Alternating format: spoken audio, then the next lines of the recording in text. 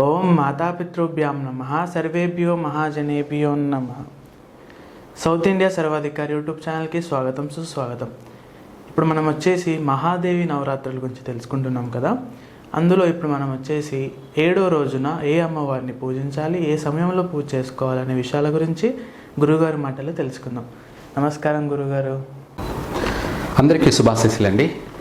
మనము దుర్గా నవరాత్రుల గురించి చెప్పుకుంటున్నాం. అందులో నవరాత్రులు దుర్గాదేవిని పూజిస్తున్నాము. ఇందులో ఒక్కొక్క రోజున ఒక్కొక్కరిని పూజిస్తున్నాం. అందులో ముఖ్యమైనటువంటి అమ్మవార్లను మనం పూజిస్తున్నాం. అలా చెప్పుకుంటూ పోతుంటే అమ్మవార్లు అనేక రూపాలు, అనేక నామాలు, అనేక నామధేయాలు. అందుకనేసి ఇందులో మనము ఒక 9 మాతృకులను మాత్రమే, అంటే 9 అమ్మవార్లను మాత్రమే మనం ఆరాధిస్తాం, పూజిస్తాం. అయితే ఇందులో తిథి, వారము, నక్షత్రాన్ని కలుపుకొని చూసుకొని అమ్మవారిని మనం ఆరాధించాలి. అయితే ఈ విశ్వావశనామ సంవత్సరము, అలాగే ఆశ్వేజ మాసము, శుద్ధ సప్తమి, ఆదివారము, అలాగే సప్తమి తిథి, జ్యేష్ఠ నక్షత్రం రావడం వల్ల, జ్యేష్ఠ నక్షత్రం వచ్చింది కాబట్టి ఈ రోజున దుర్గాదేవిని, అనగా మనకు 7వ రోజు ఆదివారము, దుర్గాదేవిని ఆ రోజు జ్యేష్ఠ నక్షత్రం కాబట్టి అందుకనేసి దుర్గాదేవిని పూజించవచ్చు. ఎందుకంటే ఈ రోజున సప్తమి తిథి 7వ రోజు, అలాగే సోమవారం 8వ రోజు అష్టమి తిథి మధ్యాహ్నం నుంచి వస్తుంది, అష్టమి తిథి. అలాగే ఇక్కడ నక్షత్రం చూసుకుంటే మూలా నక్షత్రం కాబట్టి అందరికీ అర్థమయ్యే రీతిలో మూలా నక్షత్రం రోజున సరస్వతి దేవిని పూజించాలి కాబట్టి అందుకనేసి 7వ రోజున దుర్గాదేవిని తీసుకున్నాము, 8వ రోజున సరస్వతీ దేవిని తీసుకుంటున్నాము. అలాగే 9వ రోజు అంటే రాత్రి అక్కడ మనకు మహిషాసుర మర్దిని అంటే రాజరాజేశ్వరిని పూజిస్తాము. అయితే ఈ రోజున ఆదివారం రోజు సప్తమి తిథి, జ్యేష్ఠ నక్షత్రం, ఆదివారం కాబట్టి ఆదివారం రోజున ఈ దుర్గాదేవిని నిమ్మకాయలతో పూజించడం కానీ, అలాగే ఇవే కాకుండా అనేక పళ్ళతోటి, గుమ్మడికాయలతోటి, నిమ్మకాయలతోటి అనేకమైనటువంటి వాటితో మనము పూజించడం. దాంతోపాటు ఈమెను కూడాను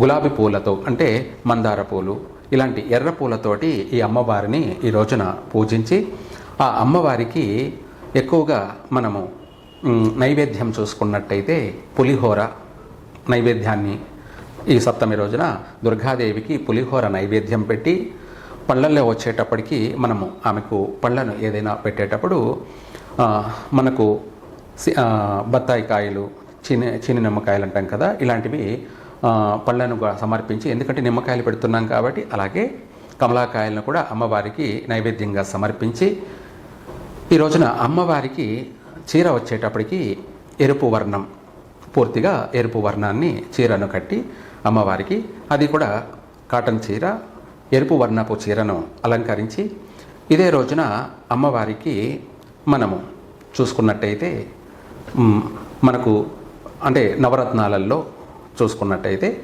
ఈ రోజున విశేషంగా అమ్మవారికి గోమేదకములతోటి అమ్మవారిని పూజించినట్టయితే విశేషమైనటువంటి ఫలితాలు కలుగుతాయి.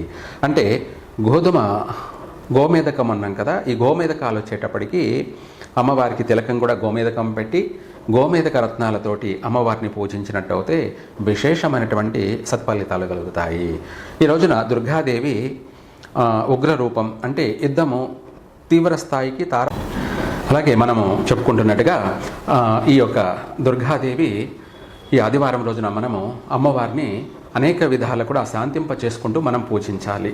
అయితే రంభాసురుడు అనే ఒక రాక్షసుడి యొక్క బ్రహ్మదేవుని తపస్చేసి ఆయన తనకు పుత్రుని ప్రసాదించమని బ్రహ్మదేవుని కోరుకున్నప్పుడు ఆయన చెప్పాడు, నా కొడుక్కి మగవాళ్ళ వల్ల, అంటే పురుష జాతి వల్ల మరణం లేకుండా ప్రసాదించమన్నాడు. అయితే బ్రహ్మదేవుడు కూడా తదాస్తు అన్నాడు. అంటే అక్కడ తను కోరుకున్నది ఏంటంటే పురుష జాతి వల్ల, అంటే మగవాళ్ళ వల్ల ఎటువంటి మరణం లేకుండా అని కోరుకున్నాడు కాబట్టి అందుకు స్త్రీ వల్ల మాత్రమే ఈ మహిషాసురుడికి మరణం ఉంది. దానికి అందులో భాగంగానే ఇప్పుడు అమ్మవారే వీడిని సంహరించడానికి వచ్చింది. అయితే వీడిని సంహరించడానికి కూడా ఆమె ఎందుకు రావాల్సింది వచ్చింది అంటే, ఈ యొక్క మహిషాసురుడు గర్విష్ఠుడై అహంకారై కామాంధుడై దేవతలందరినీ కూడా చెరపట్టడము, దేవతల యొక్క సింహాసనాన్ని తను ఆక్రమించుకోవడమే కాకుండా దేవత స్త్రీలనందరినీ కూడా వాడు చెరపట్టడము ఇవన్నీ చేయడం వల్ల అప్పుడు అమ్మవారు వీడిని సంహరించడానికి వచ్చిందనమాట. అయితే ఇక్కడ ఏమిటి దీని అర్థము పరమార్థం అంటే, ఎవరైనా సరే మనిషి అన్నవాడికి ఒక క్రమశిక్షణ, ఒక మంచి చెడులు రెండు గ్రహించేటువంటి ఓర్పు, ఓపిక, సహనం ఇవన్నీ కూడా ఉన్నవాడే సన్మార్గుడు, లక్ష్మీపుత్రుడు అవుతాడు.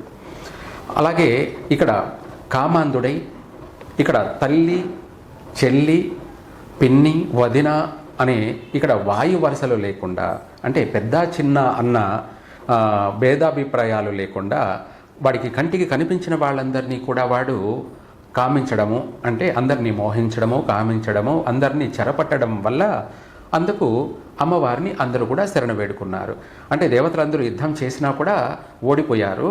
అప్పుడు ఇంకా వాళ్ళకి దిక్కుతోచక ఏమిటి దీనికి మార్గం అంటే, బ్రహ్మదేవుడు ఇచ్చిన వరం వాడు దేవతల వల్ల కానీ లేదంటే పురుషుల వల్ల కానీ వాడు మరణించడు, ఒక స్త్రీ వల్ల మాత్రమే మరణించగలడు, అది వాడికి ఉన్నటువంటి వరము అని చెప్పి అన్నప్పుడు అందుకు అమ్మవారిని అందరూ కూడా వేడుకున్నారు, దేవతలందరూ కూడా. అప్పుడు అమ్మవారు ఈ యొక్క దుర్గా అవతారం ధరించి ఈ యొక్క నవరాత్రులు వాడిని యుద్ధం చేసి ఈ రోజున ఇంకా కూడా యుద్ధం జరుగుతూనే ఉంది. ఈ రోజున తీవ్ర స్థాయిలో విరుచుకుపడుతుంది. అప్పటి వరకు వీడి సేనానందరినీ కూడా చాలామందిని సంహరించుకుంటూ వచ్చింది. ఈ రోజునే వీడితో యుద్ధం పూర్తిగా చెప్పాలి అంటే, పూర్తిగా పరిపూర్ణతగా మహిషాసురుడితో యుద్ధం ఈ రోజేనన్నమాట. అందువల్ల ఈ రోజున దుర్గాదేవిని మనము శాంతింప చేసుకోవాలి. ఆమె భయంకరమైనటువంటి రూపధారిణి. ఈ యొక్క మహిషాసురుడిని సంహరించడానికి ఈ రోజున యుద్ధం వీడితో ప్రారంభమైంది. అలాగే ఈమె యుద్ధం చేసి కూడా వాడిని సంహరించడానికి నవమి పూట, అంటే నవమి పూర్తిగా ఆ రాత్రి కంప్లీట్గా నవమి రోజున వాడిని సంహరించేసింది. అందుకు ఈ మహిషాసురుణ్ణి సంహరించినందుకు దేవతలందరూ కూడాను అన్ని లోకాలలోనూ అమ్మవారిని వాళ్ళు పూజించారు. యక్షులు, గంధర్వులు, కింపురుషాదులు, దేవతలు, మానవులు, సర్వసకల జనులందరూ కూడా అమ్మవారిని ఆరాధించారు, పూజించారు, అనేక విధాల కూడా ఆమెను అర్థించారు. అయితే ఈ యొక్క అమ్మవారిని మనం శాంతింప చేసుకోవడానికి ఈ మంత్రాన్ని పఠిద్దాం. ఈ మంత్రం కూడా దుర్గా శాంతి మంత్రము. ఓం హ్రీం ధూం దుర్గాం దేవిఘం శరణం మహం ప్రపద్యే. ధూం హ్రీం ఓం శాంతి దుర్గాంబాయై నమః. మళ్ళీ ఒకసారి ఈ మంత్రాన్ని పఠిస్తాను. ఓం హ్రీం ధూం దుర్గాం దేవిగం శరణం మహం ప్రపద్యే. ధూం హ్రీం ఓం శాంతి దుర్గాంబాయై నమః అని చెప్పేసి ఈ మంత్రాన్ని మనం చేసుకుంటూ అమ్మవారికి పూజను చేసుకోండి. ఇంట్లోనే చేసుకోవచ్చు, లేదా విగ్రహాలున్న చోటైనా మీరు చేసుకోవచ్చు. చేసుకొని అమ్మవారి యొక్క అనుగ్రహాన్ని పొంది అందరూ మనశ్శాంతిగా, ప్రశాంతంగాను, మనోధైర్యంగాను ఉండండి. సర్వే జన సుఖినో భవంతు. విన్నారు కదండి. ఈ 7వ రోజున అంటే ఆదివారం రోజున మహాదుర్గాదేవి అమ్మవారిని పూజించుకోవాలనే విషయాల గురించి గురుగారి మాటల్లో తెలుసుకున్నారు కదా. మిగతా రోజులు కూడా, అంటే ఇంకా ఒక 2 రోజులు కూడా ఏ అమ్మవారిని పూజించాలి, ఏ సమయంలో పూజ చేసుకోవాలనే విషయాల గురించి గురుగారి మాటల్లో తెలుసుకోవడం కొరకు లైక్ చేసుకోండి, షేర్ చేయండి, సబ్స్క్రైబ్ చేసుకోండి. Thank you.